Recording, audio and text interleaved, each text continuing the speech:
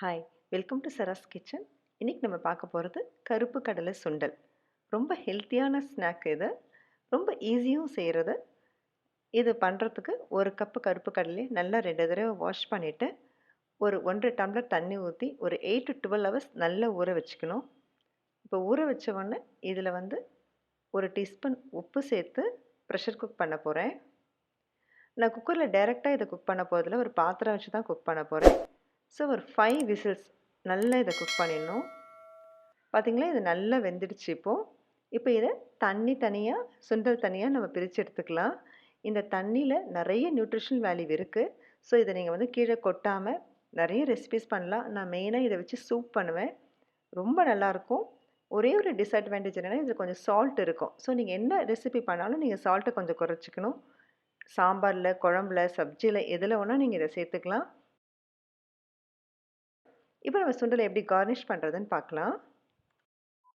ஒரு கடாய் நல்லா சூடானதும் ஒரு டீஸ்பூன் எண்ணெய் ஊற்றிட்டு ஒரு டீஸ்பூன் கடுகு சேர்த்துக்கலாம். கடுகு நல்லா பொரிஞ்சவொடனே ஒரு 2 காஞ்ச மிளகாய். காஞ்ச மிளகாய் லைட்டாக வறுபட்டவொடனே நம்ம வேக வச்சு வச்சுருக்க சுண்டலை இதில் சேர்த்துக்கலாம். இதில் கொஞ்சமாக தண்ணி இருக்குது பாருங்கள் சுண்டலில். ஸோ அது வேணும், அப்போ தான் நல்லாயிருக்கும்.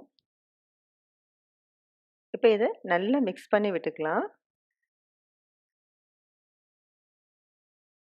அந்த கொஞ்சம் தண்ணி வத்துற வரைக்கும் கொஞ்சம் மிக்ஸ் பண்ணி விட்டுக்கலாம். இப்போ பாருங்கள், அது எவ்வளோ சாஃப்டாக வெந்திருக்குன்னு பாருங்கள். சுண்டல் எப்பயும் கொஞ்சம் சாஃப்டாக தான் வீட்டில் எல்லாருமே அதை சாப்பிட விருப்பப்படுவாங்க. இப்போ ஒரு 1/4 கப் அளவுக்கு தேங்காய் திருவல். தேங்காய் நான் மிக்சியில் ஒரு அடி அடித்து போட்டிருக்கேன். அப்போ தான் வயசானவங்களாம் இருந்தால் சாப்பிட்றதுக்கு ரொம்ப ஈஸியாக இருக்கும். மாங்காய் சீசனாக இருந்து உங்களுக்கு மாங்காய் வேணும் அப்படின்னா நீங்கள் மாங்காய் திருவலும் இதில் சேர்த்துக்கலாம். நான் கருப்பு கடலை எப்படி முளைக்கட்டுறதுன்னு ஒரு வீடியோ போட்டிருக்கேன். அதில் இந்த சுண்டல் ட்ரை பண்ணிங்கனாலும் ரிச் இன் ஃபைபர் கான்டென்ட்டு. இப்போ கொத்தமல்லி தூவி இதை கார்னிஷ் பண்ணிக்கலாம். கண்டிப்பாக இந்த வீடியோ உங்களுக்கு யூஸ்ஃபுல்லாக இருக்கும்னு நினைக்கிறேன். ட்ரை பண்ணி பாருங்கள். உங்களுடைய வேல்யூபிள் கமெண்ட்ஸையும் கொடுங்க. மறக்காமல் என் சேனலை சப்ஸ்கிரைப் பண்ணிவிடுங்க. தேங்க்ஸ் ஃபார் வாட்சிங் சரஸ் கிச்சன்.